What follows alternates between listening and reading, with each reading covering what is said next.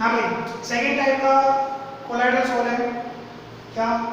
Macromolecular colloidal sol. तो देखो macromolecular colloidal soul क्या होता है? मैक्रो मतलब लार्ज साइज पार्टिकल, माइक्रो मतलब स्मॉल साइज पार्टिकल्स। तो फिलहाल तो बात कर रहे हैं मैक्रोमोलिकुलर। तो मैक्रोमोलिकुलर कोलाइडल सोल क्या होता है? तो इस टाइप के सॉल्यूशन में क्या होगा कि लार्ज साइज के डिस्पर्स फेज पार्टिकल, ठीक है, यहाँ पे क्या करोगे, लार्ज साइज के डिस्पर्स फेज पार्टिकल लेके चलोगे और ये जो डिस्पर्स फेज पार्टिकल होगा इनका साइज मोर देन 1000 नैनोमीटर होना चाहिए, ठीक है। मतलब ये सस्पेंशन सॉल्यूशन के डिस्पर्स फेज पार्टिकल होंगे, ठीक है। क्या कहा?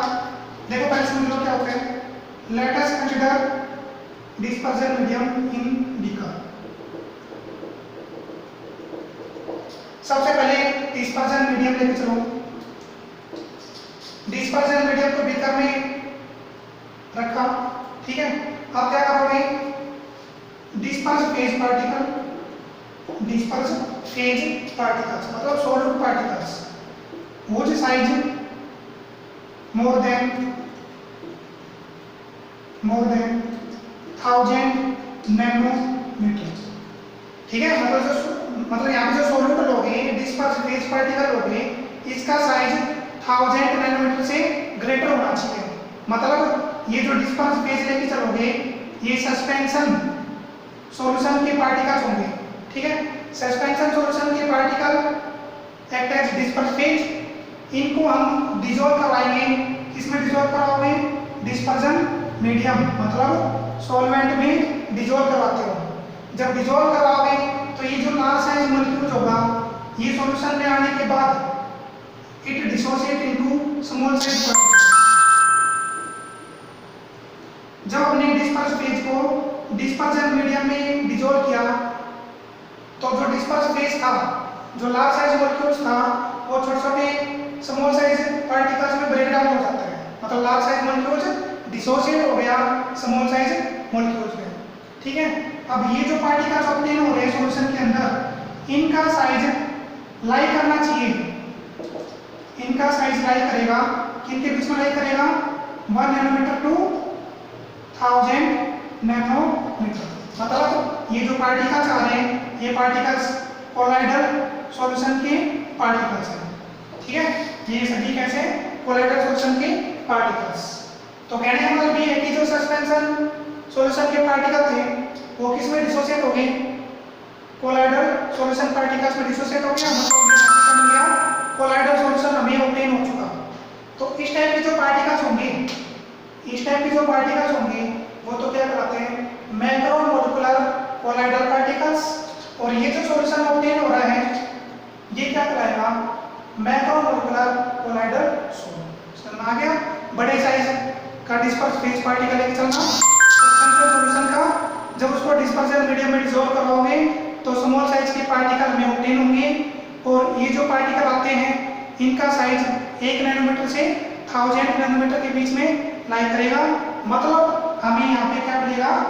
कोलाइडल सॉल्यूशन के पार्टिकल ऑब्टेन होते हैं, ओके। तो ये जो पार्टिकल्स होंगे वो तो मैक्रोमोलिकुलर पार्टिकल्स कहलाएगा और जो सॉल्यूशन होगा वो क्या कहलाते हैं? मैक्रोमोलिकुलर कोलाइडल सोल्यूशन, ठीक है। फॉर एग्जांपल ले लो, तो इसका बेस्ट एग्जांपल क्या है? पॉलीमर, ठीक है। बेस्ट एग्जांपल क्या होगा इसका? Polymers. Polymers second last unit आती है प्लस 2 की, उसमें पढ़ोगे। तो जब देखते हैं पॉलीमर्स होता क्या है, कैसे डिफाइन करते हैं, ठीक है।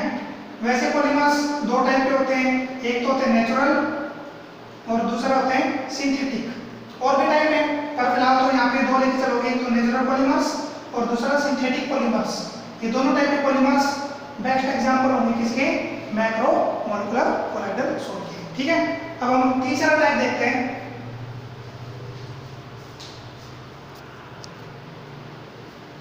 हाँ भाई, तीसरे टाइप का सॉल्यूशन आता है अपने पास एसोसिएटेड कोलाइडल सोल, ठीक है। एसोसिएटेड कोलाइडल सोल क्या होता है? तो देखो एसोसिएटेड कोलाइडल सोल में दो केस आते हैं। पहला जो केस आता है वो देखो क्या, पहले केस में क्या करेंगे कि स्मॉल अमाउंट में डिस्पर्स फेज को डिस्पर्जन मीडियम में डिसॉल्व करेंगे। तो डिसॉल्व करने के बाद हमें इलेक्ट्रोलाइटिक सॉल्यूशन ऑब्टेन होता है। ठीक है, क्या कहा? फर्स्ट केस क्या कह रहे हैं? फर्स्ट केस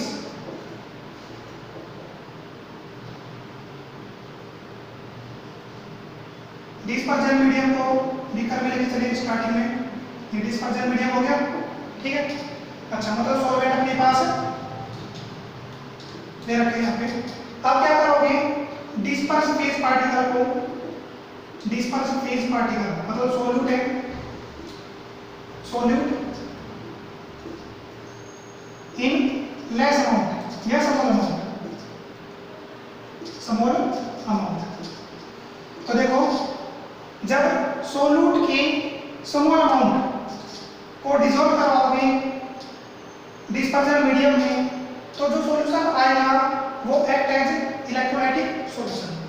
जब हमने स्मॉल अमाउंट डिस्पर्स फेज की गिवन सॉल्वेंट में या कहे तो गिवन डिस्पर्जन मीडियम में डिसॉल्व करवाई, तो डिसॉल्व करवाने के बाद हमें यहाँ पे इलेक्ट्रोलाइट सॉल्यूशन ऑब्टेन होता है, इलेक्ट्रोलाइट सॉल्यूशन ऑब्टेन होता है। ये इलेक्ट्रोलाइट स्ट्रॉन्ग इलेक्ट्रोलाइट भी हो सकते हैं या फिर नॉर्मल इलेक्ट्रोलाइट भी हो सकते हैं। ये पहला केस है। समझा फर्स्ट केस कि जब स्मॉल अमाउंट में डिस्पर्स फेज को डिस्पर्जन मीडियम में डिसॉल्व करवाओगे, तो डिसॉल्व करवाने के बाद जो सॉल्यूशन होगा वो act as electrolytic solution, as strong और नॉर्मल। ठीक है, नॉर्मल इलेक्ट्रोलाइट भी हो सकते हैं या फिर स्ट्रॉन्ग हो सकते हैं। तो ये अपना फर्स्ट केस। सेकंड केस में देखो, सेकंड केस में क्या करें कि जब large amount of disperse phase की लार्ज अमाउंट डिसॉल्व करवाते हो डिस्पर्जन मीडियम में, ये सेकंड केस पढ़ रहे हैं। सेकंड केस डिस्पर्जन मीडियम हम अपने यहाँ पे लेके चलेंगे, ये डिस्पर्जन मीडियम लेके चलेंगे। ठीक है, अब क्या करो? Take disperse phase particle in large amount, disperse phase particles की लार्ज अमाउंट को डिस्पर्जन मीडियम में जब डिसॉल्व कराओगे तो हमें कोलाइडल सॉल्यूशन ऑब्टेन होना चाहिए।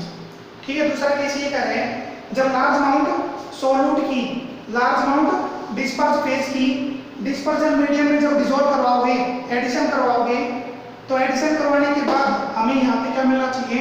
कोलाइडल सॉल्यूशन ऑब्टेन होना चाहिए। मतलब यहाँ पे जो पार्टिकल्स आएंगे उनका साइज 1 नैनोमीटर से लेते हुए 1000 नैनोमीटर के बीच में लाई करना चाहिए इनके पार्टिकल्स। मतलब यहाँ पे हमें क्या ऑब्टेन होना चाहिए? कोलाइडल सॉल्यूशन ऑब्टेन हो। तो इस केस में कोलाइडल सॉल्यूशन ऑब्टेन हो गया, इस केस में इलेक्ट्रोलाइटिक सॉल्यूशन ऑब्टेन हो गया।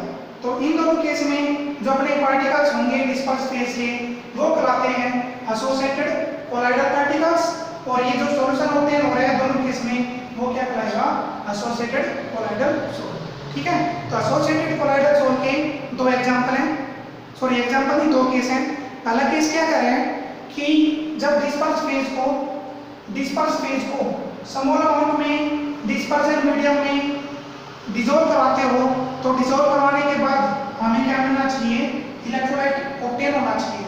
ठीक है, दूसरा केस ये कहेगा कि जब लार्ज अमाउंट में डिस्पर्स फेज को डिस्पर्जन मीडियम में डिसॉल्व करवाओगे, तो डिसॉल्व करवाने के बाद हमें क्या मिलना चाहिए? Colloidal solution. यहाँ पे कोलाइडल सॉल्यूशन, यहाँ पे इलेक्ट्रोलाइटिक सॉल्यूशन। तो इन दोनों केस में जो पार्टिकल्स लेके चल रहे हो सॉल्यूट की वो कोलाइडल पार्टिकल्स कहलाते हैं, और जो सॉल्यूशन होगा कंप्लीट वो एसोसिएटेड सॉल्यूशन कहलाएगा। ठीक है, तो ये हमारा एसोसिएटेड कोलाइडल सॉल्यूशन की डेफिनेशन। तो दो केस हैं, दोनों हमने एक्सप्लेन कर दिया। ठीक है, अब यहाँ पे कोलाइडल सॉल्यूशन भी ऑब्टेन हो रहा है सेकंड केस में। इसका रीजन क्या है? Due to aggregate particles. Aggregate मतलब ये जो पार्टिकल्स हैं वो मतलब इकट्ठा होना स्टार्ट कर देंगे और ये कोलाइडल पार्टिकल्स ऑब्टेन करते हैं। ये सिंपल ये कह दो कि कोलाइडल सॉल्यूशन भी ऑब्टेन होंगे ड्यू टू फॉर्मेशन ऑफ मीसेल। ये क्या बनाते हैं? मीसेल बनाते हैं। ठीक है, ये जो डिस्पर्स फेज पार्टिकल लेके चले थे लार्ज अमाउंट में, ये सॉल्यूशन के अंदर इकट्ठा होना स्टार्ट कर देंगे। इकट्ठा मतलब कंबाइन होना स्टार्ट कर देते हैं, और कंबाइन होके यहाँ पे लार्ज साइज मॉलिक्यूल्स ऑब्टेन होगा। ठीक है, जब हमने डिस्पर्स फेज को लार्ज अमाउंट में डिसॉल्व करवा दिया, तो ये आपस में कंबाइन होना स्टार्ट कर दिए पार्टिकल्स, और लार्ज साइज मॉलिक्यूल जो ऑब्टेन हो रहे हैं जिनका साइज 1 नैनोमीटर से 1000 नैनोमीटर के बीच में लाई करेगा। तो ये एग्रीगेट पार्टिकल्स या रेट ऑफ फॉर्मेशन ऑफ मीसेल, मतलब ये जो पार्टिकल्स आ रहे हैं ना ये मीसेल फॉर्म कर रहे हैं, तो इस वजह से यहाँ पे कोलाइडल सॉल्यूशन ऑब्टेन हो रहे हैं सेकंड केस के अंदर। ठीक है, ओके। अब एग्जांपल की बात करें तो एग्जांपल क्या आएगा, formation of micelle, formation of micelle of soap and detergent.